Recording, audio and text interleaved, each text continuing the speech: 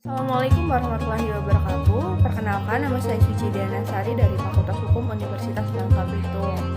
Baiklah, di sini saya akan menjelaskan secara singkat mengenai penyelesaian sengketa melalui UNCLOS tahun 1982.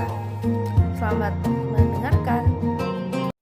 Penyelesaian sengketa UNCLOS tahun 1982. Jadi, melalui UNCLOS 1982 ini menetapkan beberapa metode penyelesaian sengketa, di mana yang pertama yaitu penyelesaian melalui perundingan. Negara-negara yang terlibat dalam sengketa diharapkan dapat menyelesaikan sengketa tersebut melalui perundingan secara langsung. Dan yang kedua itu yaitu penyelesaian melalui prosedur obligasi, yaitu jika perundingan tidak berhasil, negara-negara tersebut diharapkan memanfaatkan prosedur obligasi yang diatur dalam UNCLOS tahun 1982, seperti jalur arbitrase dan pengajuan kasus ke Mahkamah Internasional. Nah, yang terakhir nih, yang ketiga, yaitu penyelesaian melalui prosedur lainnya yang disepakati. Jika kedua pihak sepakat, mereka dapat memilih untuk menyelesaikan sengketa melalui prosedur yang lainnya yang disepakati oleh para pihak. Berikutnya yaitu hukum internasional atau Piagam PBB dan UNCLOS 1982 menegaskan bahwa setiap perselisihan antar negara wajib diselesaikan secara damai.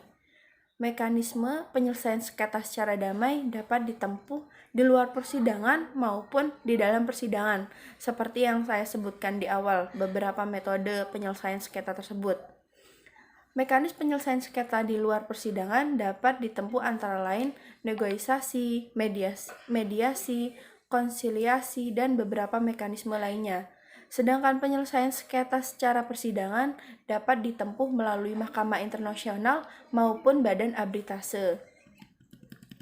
UNCLOS 1982 telah mengatur secara komprehensif mekanisme penyelesaian sengketa, yaitu dalam bab 15, lampiran kelima, ke-6, 7, dan 8 Konferensi Hukum Laut PBB tahun 1982. Negara yang bersengketa dihimbau untuk menggunakan mekanisme secara sukarela, yaitu mekanisme yang disepakati para pihak, mekanisme regional, dan konsiliasi. Akan tetapi, apabila tidak tercapai, dapat ditempuh melalui mekanisme compulsory procedure,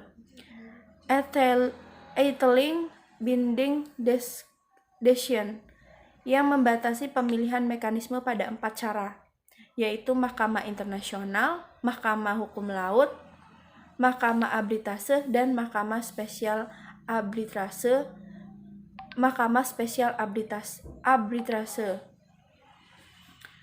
Nah, di sini juga yurisdiksi, yaitu yang dapat dimiliki mahkamah yang dibentuk hanya terkait pada penafsiran dan penerapan ketentuan UNCLOS 1982.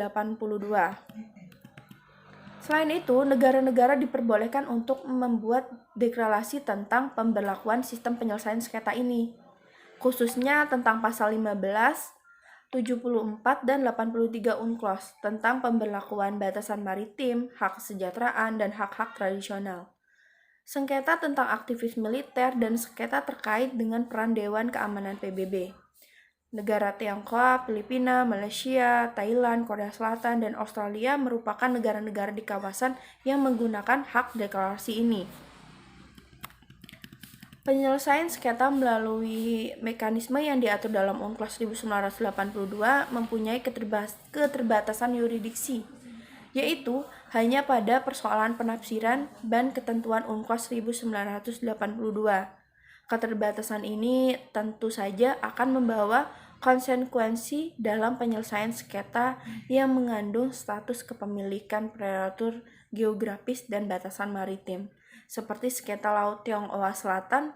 Penyelesaian sengketa terkait status pemilikan kepulauan atau karang biasanya diselesaikan melalui negosiasi ataupun Mahkamah Internasional. Mekanisme penyelesaian yang diatur dalam UNCLOS 1900 ini dapat dikatakan merupakan mekanisme yang sangat kompleks, antara lain mengkomodasikan penyelesaian secara damai melalui mekanisme sukarela atau voluntary, sebagaimana diatur dalam Piagam PBB. Akan tetapi, UNCLOS 1982 mengatur juga mekanisme yang mengikat. Selain itu, negara-negara diperbolehkan untuk membuat deklarasi yang tidak terkait pada penyelesaian yang mengikat tersebut. Oleh karena itu, mekanisme penyelesaian ini sangat kompleks dan mengharuskan negara-negara untuk mempelajari dan memahami prosedur ini, seperti dalam hukum nasional. Penyelesaian sengketa dapat dalam hukum internasional harus pula memperlihatkan hukum acara, hukum material, dan hukum pendanaan. Ketiga unsur ini harus diperhatikan secara mendalam sebelum suatu negara membawa sengketa atau kasus ke mekanisme penyelesaian sengketa secara internasional. Dalam praktiknya, penyelesaian sengketa melalui UNCLOS 1982 telah berhasil menyelesaikan sejumlah sengketa hukum laut internasional, termasuk sengketa wilayah laut, pengelolaan sumber daya laut, dan hak-hak navigasi di perairan internasional. Nah, yang terakhir, jika ditanya apakah VCA berkewenangan untuk mengadili sengketa hukum laut internasional, menurut saya tidak. Kenapa? Karena VCA tidak memiliki kewenangan untuk mengadili sengketa hukum laut internasional secara mutlak. VCA sebuah organisasi yang menyediakan fasilitas arbitrase dan mediasi dalam penyelesaian sengketa internasional, termasuk sengketa hukum laut. Namun, keputusan VCA bersifat non-binding, yang berarti keputusan tersebut tidak memiliki kekuatan hukum yang mengikat para pihak yang dalam sengketa tersebut. Jadi penyelesaian sengketa hukum laut internasional yang bersifat mengikat ditangani oleh Mahkamah Internasional dan Tribunan Hukum Laut Internasional yang merupakan badan-badan yudisial yang memiliki yurisdiksi dalam penyelesaian sengketa hukum laut. Badan yurisdiksi yang memiliki yurisdiksi dalam penyelesaian sengketa hukum laut internasional. Namun, baik VCA, ICJ, maupun ICLOS memiliki peran penting dalam penyelesaian sengketa internasional dan merupakan bagian dari sistem hukum internasional. Mungkin itu saja yang dapat saya jelaskan secara singkat mengenai penyelesaian sengketa melalui UNCLOS tahun 1982.